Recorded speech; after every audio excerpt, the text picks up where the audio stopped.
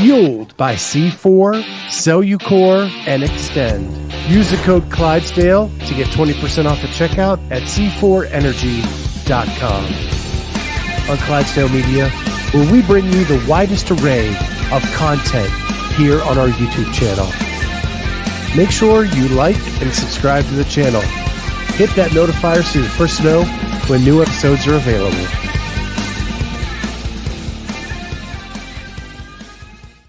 What is going on, everybody? Welcome to the Clydesdale Media Weight Loss Journey in our new home, Tuesday nights at 7 p.m. Eastern Time. I want to give a huge shout out to Kenneth DeLapp, who's always here waiting for us when we get in, and is always so kind to Cheryl and I. So I want to give him a huge shout out. But I know. What's going on? I feel kind of like he's talking about being beautiful people. Man, I feel like a hot mess today. It's been a freaking sweaty, hot mess in Florida, that's for sure. I mean, literally had to wring out my socks after session 1, take a shower, and then got just as sweaty after session 2. Doesn't matter what we do down here. It's brutal. Summer is here. So how are you doing? We got rain for the first time Sunday in a couple weeks. And then it's rained all day today, which we needed so bad.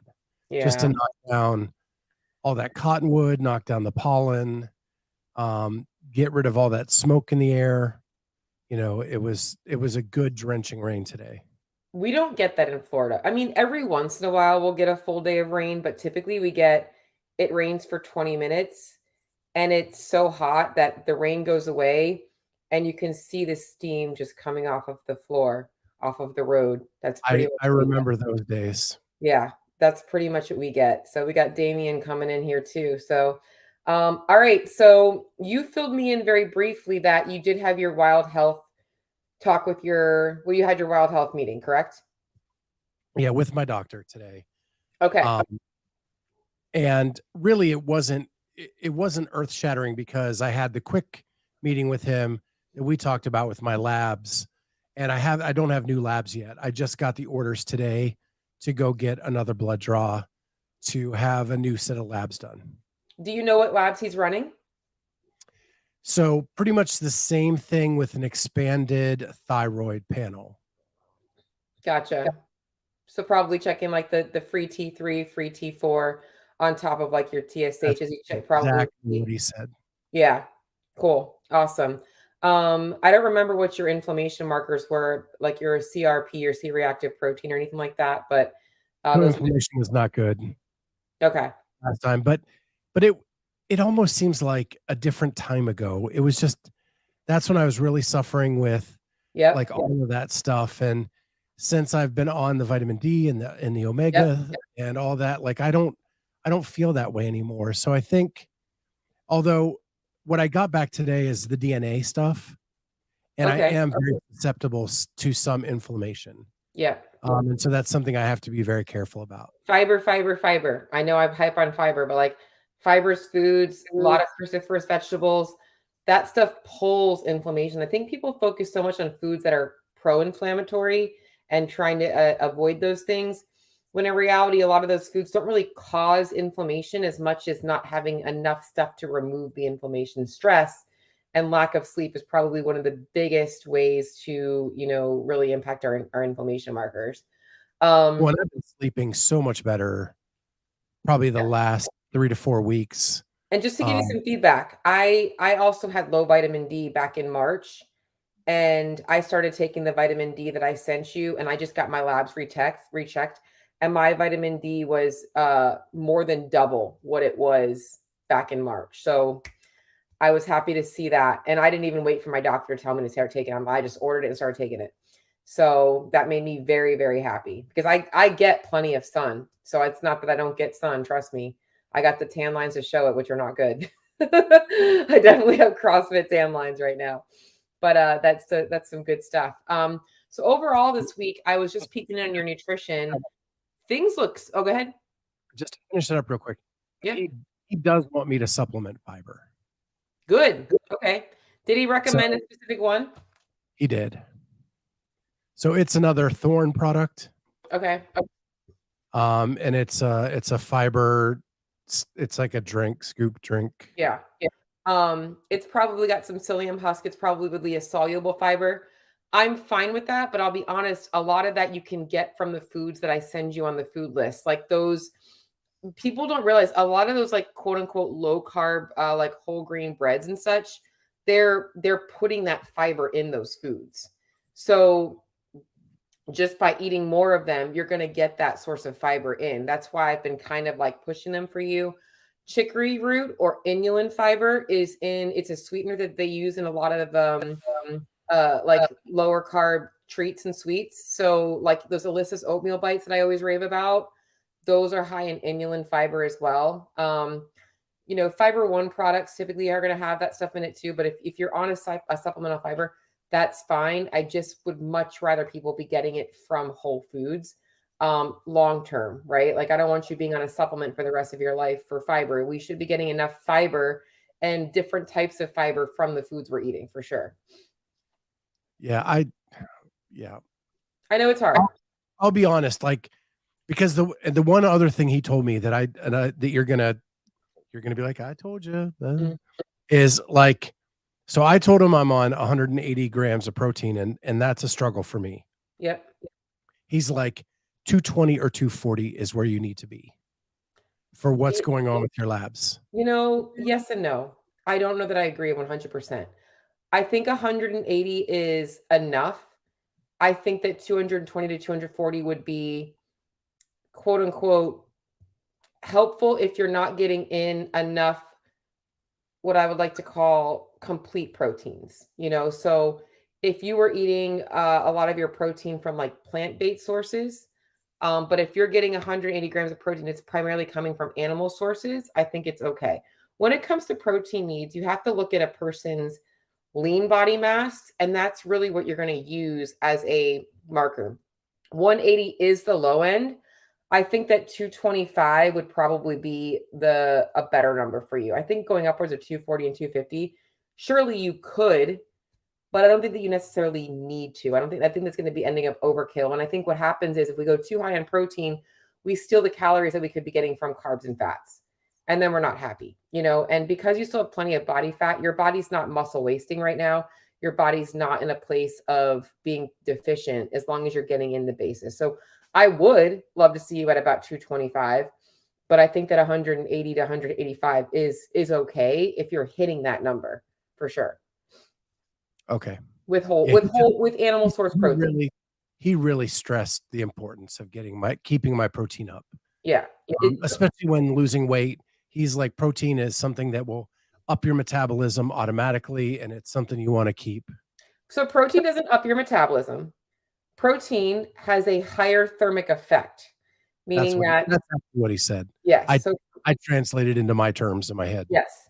So protein and carbohydrates are actually almost equal in the amount of energy they take to digest, whereas fat is the lower end of that. So if you're eating complex carbohydrates, high in fiber, and protein, those two things are going to be higher in the thermic effect of feeding. So definitely would agree. Definitely agree. So Damien, he is a Wild Health doctor. His name is Tom. He's actually the partner affiliate owner with John Woolley in Cleveland. And so he's actually fairly close to me, only like an hour and a half away tops. But we do it telehealth, just so you guys know. Yeah. I'll be honest. I think telehealth is where it's at. When you go to the doctor, what do they actually do in person? They check your blood sugar, or not your blood sugar, your blood pressure and your heart. And for the most of us, I mean, you can go to a store and check your blood pressure. Right. They're not 100% accurate, but so overall, you're back to Polaris now, right? You're back into the gym? Yep. I saw your post today. Are you feeling a little bit recovered this week, kind of like back into your groove and everything? I will say, like, I had a pretty good asthma attack on the way home yesterday. Because everything had kind of cleared off, and I thought that I could up the intensity. And it was one of those workouts that is just kind of sneaky. Yeah. And it didn't look like it was going to hit me. And then like halfway through, I was like, oh shit.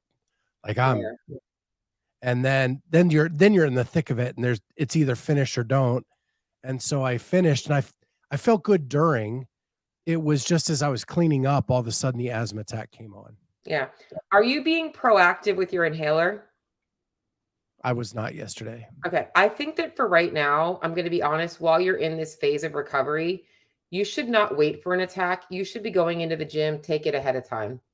Like, just give yourself the edge right now, because if you don't need it, you don't need it, but it doesn't hurt you to take it, right? Like, you're not going to become reliant or dependent on it.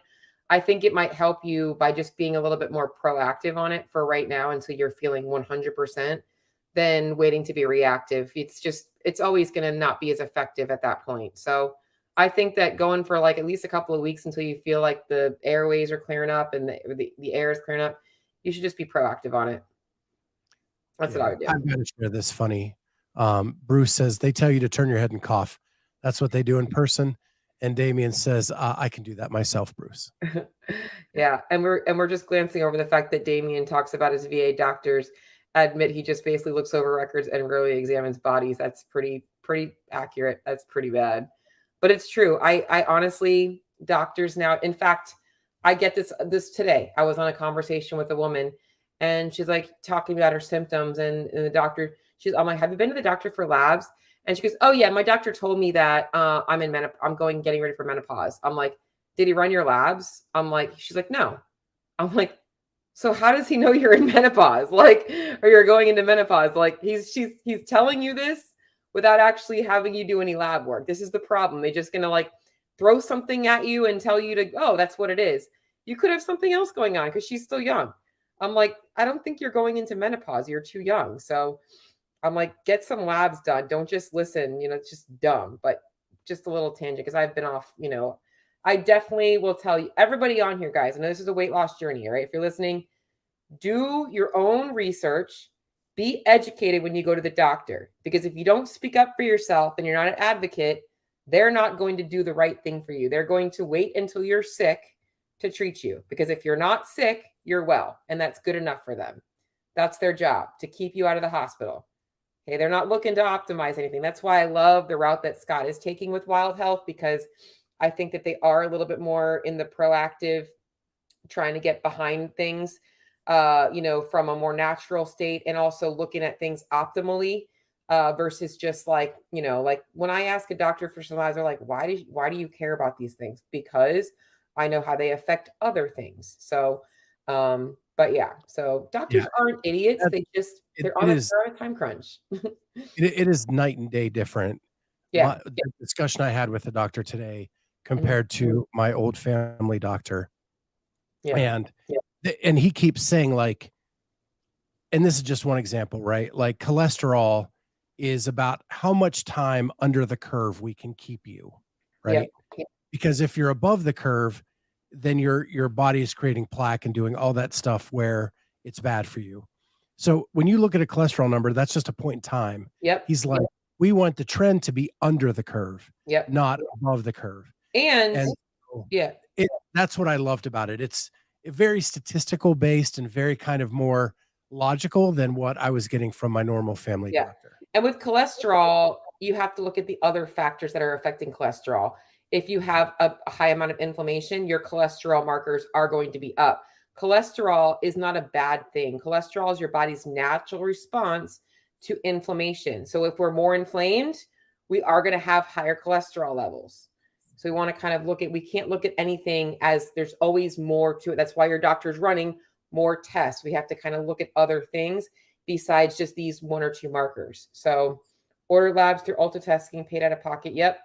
So oftentimes, if I have clients that don't have a good doctor that they can be advocates for themselves, I will recommend going to either Ulta Labs. Even Quest now allows you to run your own labs and kind of check in on things like that. That's definitely something that I recommend to a lot of people.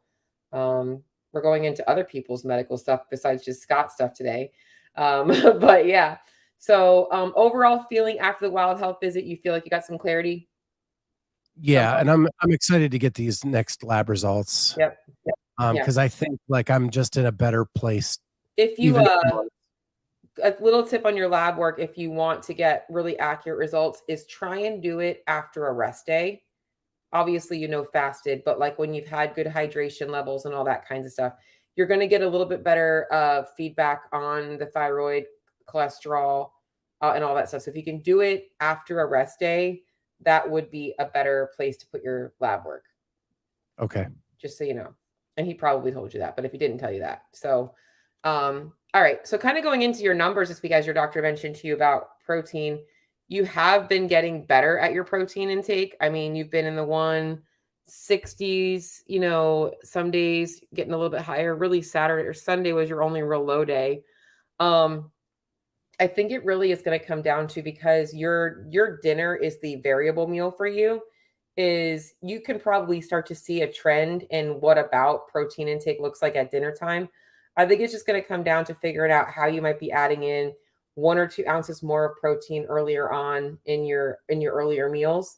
Because I don't love people just starting to slam protein shakes, which is why I don't also recommend, like focusing so much on that high number. Because what ends up happening is like, oh, I'm just going to slam another protein shake. Well, that's not really going to help the thermic effect of feeding. You're just liquid feeding yourself. So looking at some smarter ways to increase protein, or you might be adding a second lunch. Some clients can do good about maybe having in, like a first lunch and a second lunch. Kind of hard for you with your schedule with working out and not liking to have anything heavy in your belly before working out, but that might be something to consider. You have the disadvantage of not really being able to eat before bed right now because of your sinus stuff, and then obviously your workout time. So your breakfast definitely needs to be front loaded. That post workout needs to be loaded, and then your dinner. Those meals have to be pretty high in protein. Yeah, so I found that I can eat before bed if it's dairy based. Okay, and that makes sense because it's more alkaline, so it's not going to be as acidic.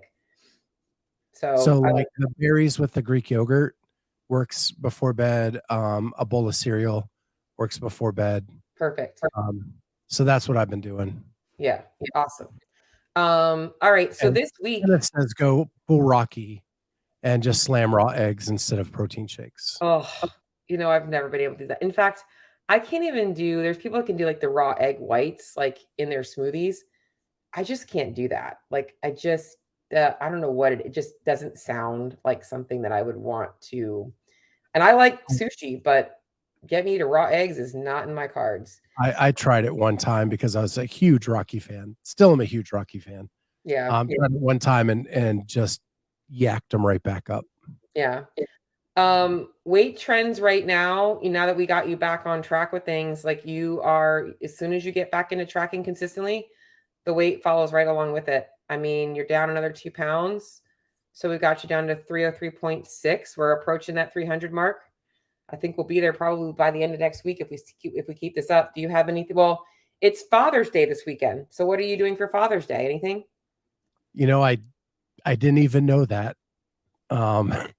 That's how much we're paying attention to it. I'm assuming I'll probably get taken to dinner, lunch, or something. But I doubt my daughter's coming home for that weekend with everything going on in her life. Yeah. So maybe it'll be my wife and I doing something, but yeah, probably not a whole lot. So nothing that you have a big to do about this weekend, but if you have a little bit of extra something, it's okay.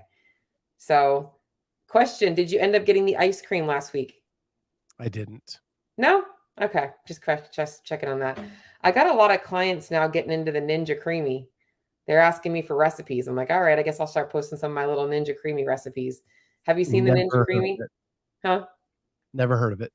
Okay. So I'm not a big appliance person. Like I don't like I've never liked my kitchen to be crowded with appliances. Like my grandfather was big about different toasters and bread machines, and it was just always like clutter. But the Ninja Creamy is like a homemade, like you can make your own ice cream at home. And it makes pretty good stuff. So I've got a lot of clients right now asking me for recipes for their ice cream stuff like that. And they're worth it. They're awesome. They definitely make some good concoctions. So, but yeah, I was just curious if you got your ice cream last weekend. So you didn't get it. I didn't. I told you I don't like to keep it in my house. Yeah. Like if I like to go out and get it and then it doesn't come in. It just What was Saturday for you? You didn't track the day, so I'm assuming you went out. Actually, Saturday was just a lazy, lazy day. Total recharge day and work in the yard. And it was just a Rosie Joe meal day. Like, so it didn't like, Right. and so I just forgot. And I was like, Yeah. it's Yeah. like That's fine. nothing crazy happened that day.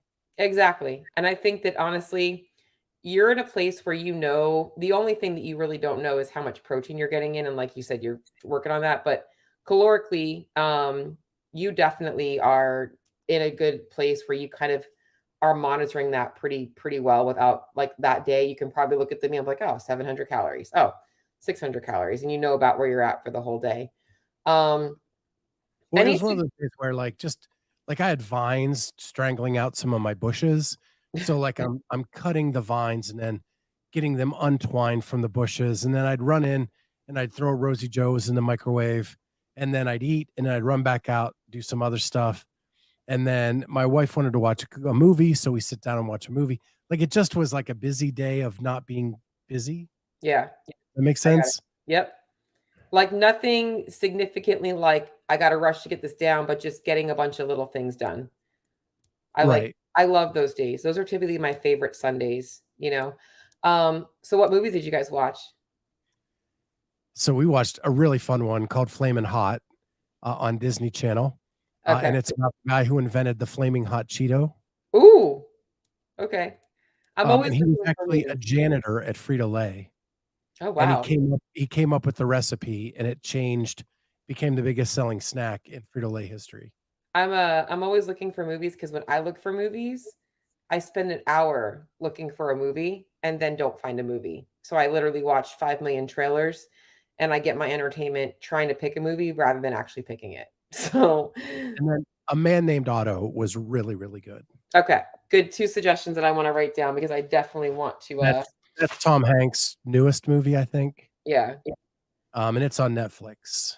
Okay, I wrote this down because I definitely am always looking for movies because especially because I actually think I might take my dad to a movie this weekend, for Father's Day. I might take him to, like, dinner and a movie or something on Saturday, we'll see. But, all right, so back in the gym, overall hunger cravings this week, how are you feeling? All that stuff is in check? Uh, so yesterday I was starving. I got into that workout that was spicier than I thought it was going to be. Yep. And I was starving yesterday, Yep. but I think I did well. I mean, I spaced out and um, I had the calories to do it. Yep. Right. So Yeah. I think that, I had a call with a client today and she's struggling with like understanding the purpose of tracking. And, I think that what tended to make people get burned out is they focus so much on being perfect when in reality, what you're doing is you're just letting me see what's going in so I can help figure out like what we need to change. Like the protein thing has been the biggest thing we're working on, but I can also show that like you're never perfect. Like every day is slightly different, but your overall calories per week, I look at your average per week. How many calories is he taking in on a weekly basis? And how is that, changing his weight? If things were not moving, then I'd be like, all right, we got to dial things in a little bit more because we got to get things down. But things are moving really, really well, like the way that we're doing this. So I don't need to be more, I don't need to be hard on you with that. And I think that if more people understood that this is really just a way for you to relate or communicate to me what you're eating so that I can tell you how to fix it. It's something that like I hate when people talk about like I never want to be called a macro coach. It's like an insult to me. Like I know that there's some people out there like they call themselves macro coaches. I'm like, no, I don't coach macro coaches. I'm not a macro coach. I coach people. I coach people on how to eat. And part of that is understanding macronutrients, but there's more to it than that. So you're doing awesome this week.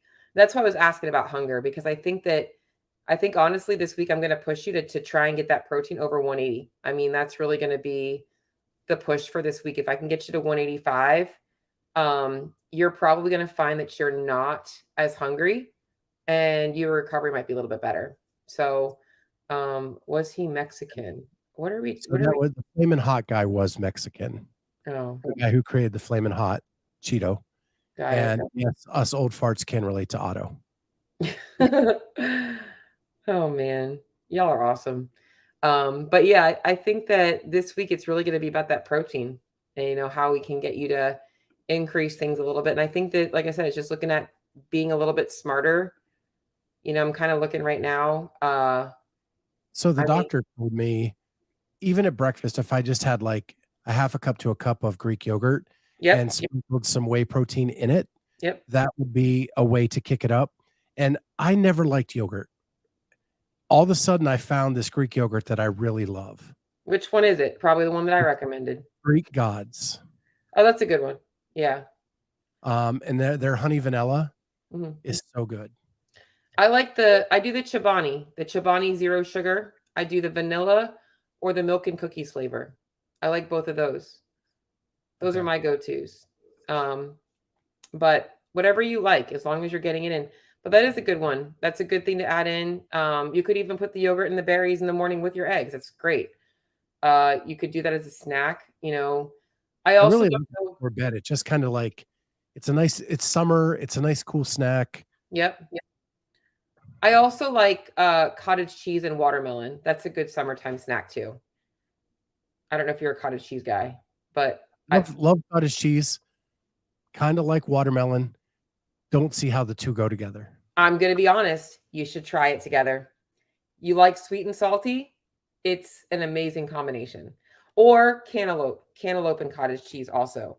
Cottage cheese, like it's more of a summertime thing for me. Like I like the saltiness of the cottage cheese, the sweetness of the melon.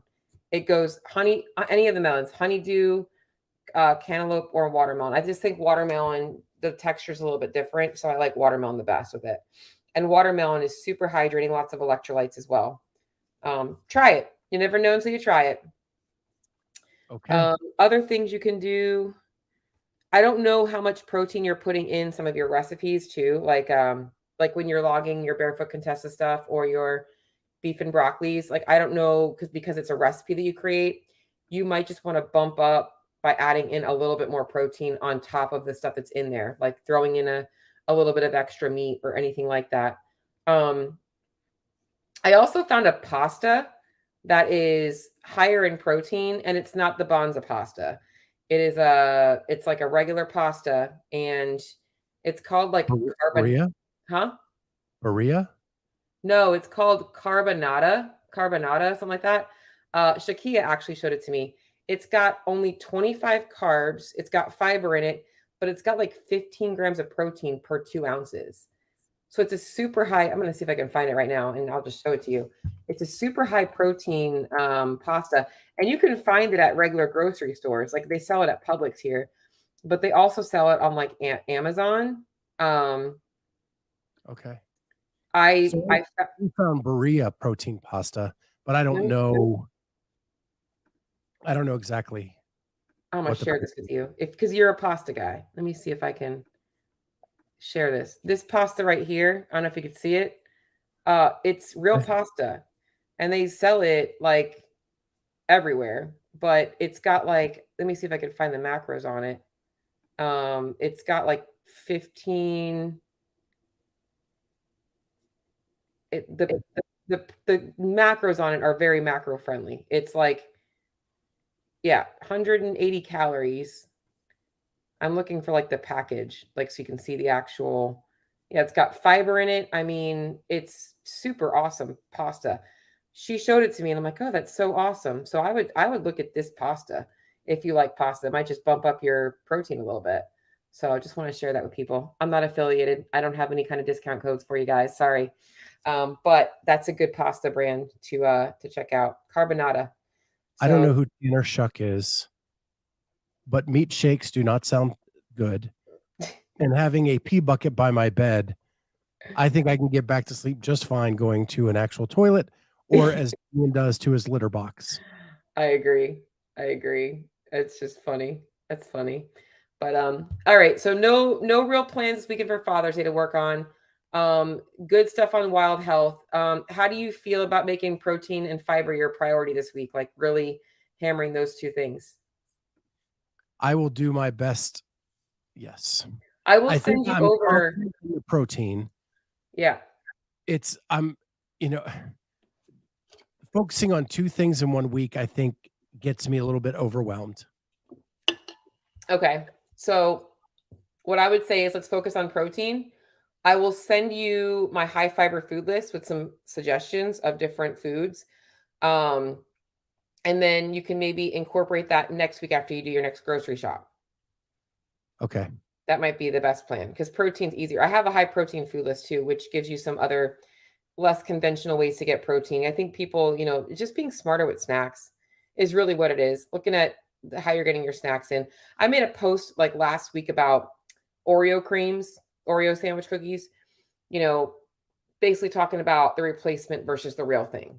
And it's totally fine to have Oreos. Like there's nothing wrong with having a couple of Oreos if you enjoy Oreos. But if you're eating Oreos on a regular basis, you can sometimes use the replacement a little bit more as a way to catch some of the gaps in your diet, because the replacement cookie that I showcased was the Lenny and Larry's Oreo creams.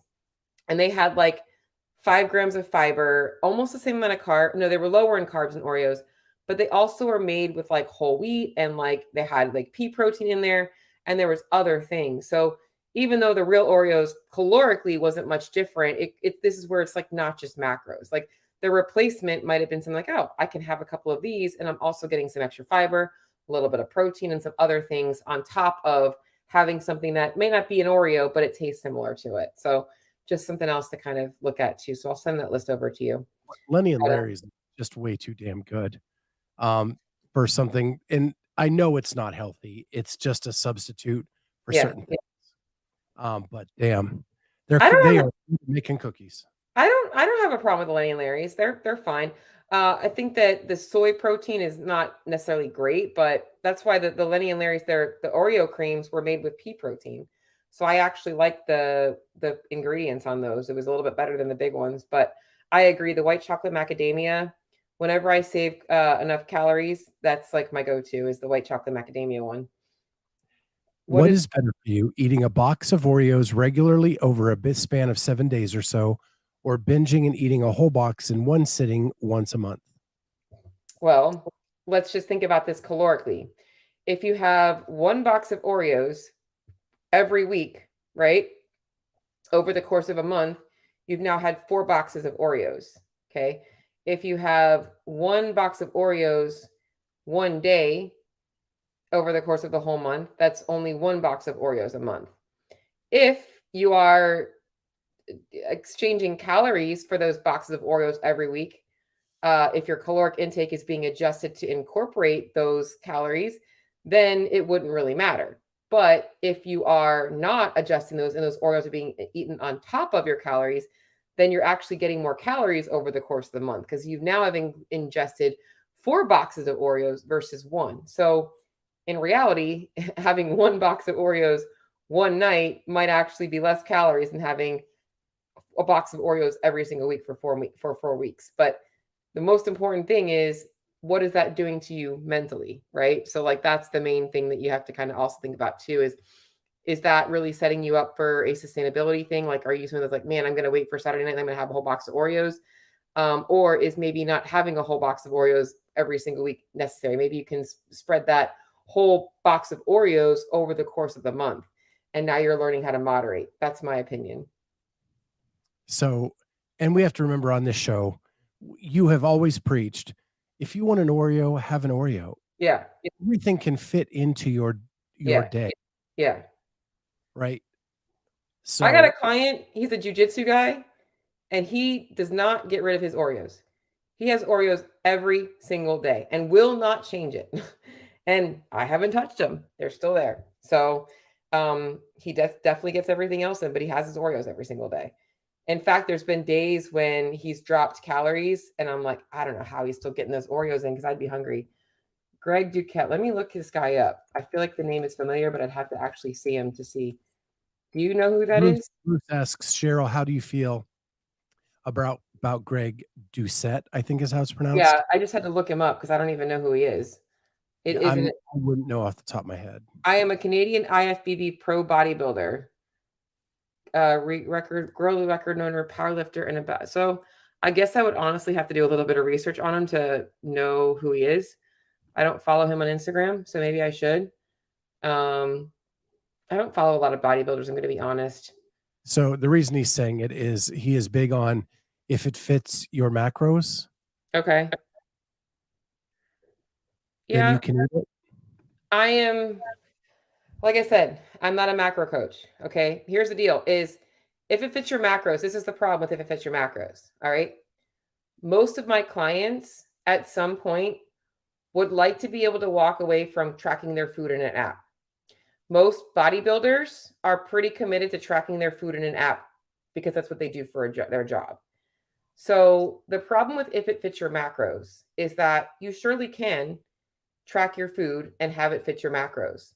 However, what happens when the macro tracking app crashes and you have no idea how to track those foods and how they fit your macros, right? Like it's just you're pigeonholing yourself into eating based on numbers versus eating based on food. And the other problem with if it fits your macros is nutrient deficiencies. You know, like you could be getting nutrient deficiencies. You can surely get lean, but does that mean that your blood levels are going to be healthy? You know, if you're not getting in the right types of foods, you're not going to be getting in, you know, obviously those things. Now, I will say this, most people that even though they're if it fits your macros do understand this and also preach eating a high quality diet. But he's right. Like if it fits your macros, it's typically going to be fine for your goals. However, you know, aesthetic goals are only one goal. Preach. So that's my thing. Coach Greg, natty or not videos on YouTube. I happen to just briefly pull him up on social media here. I don't know. I'd have to actually look a little bit further. He I would say not natty. Being 100% honest. All right, let's just see. Let's just pull him up real quick, Scott. So, yeah. I have a quick question for you. Yep.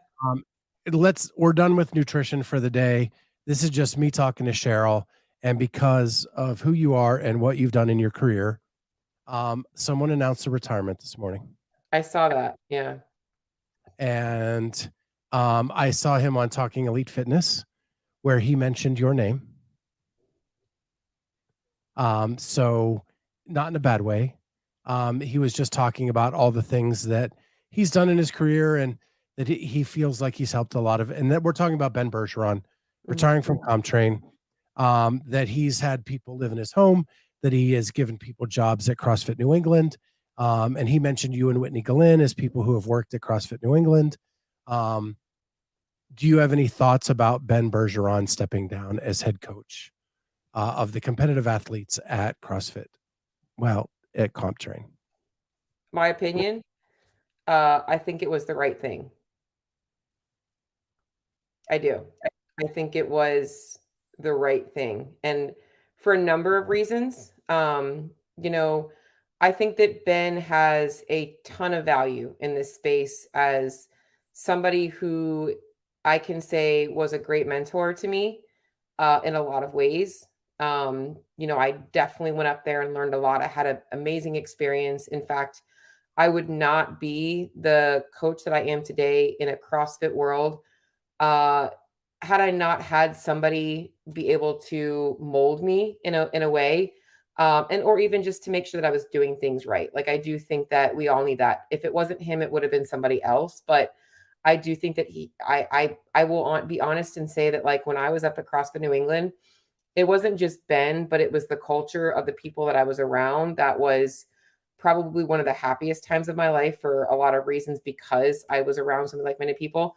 But I do think that, and this is being 100% honest, I think that Ben's expertise is no longer as relevant to the sport. And that's hard for me to say because I never want that to sound like I'm saying that he's not a good coach. But I do think that where this sport is going, his expertise is kind of, I think a lot of these other camps are, I mean, I just think that there's a lot more specialist in there. And I think for CompTrain to continue to grow, like these other camps are growing, there is going to need to be some expansion in terms of what they have in comp train to grow athletes in that elite division. Personally, that's my opinion. So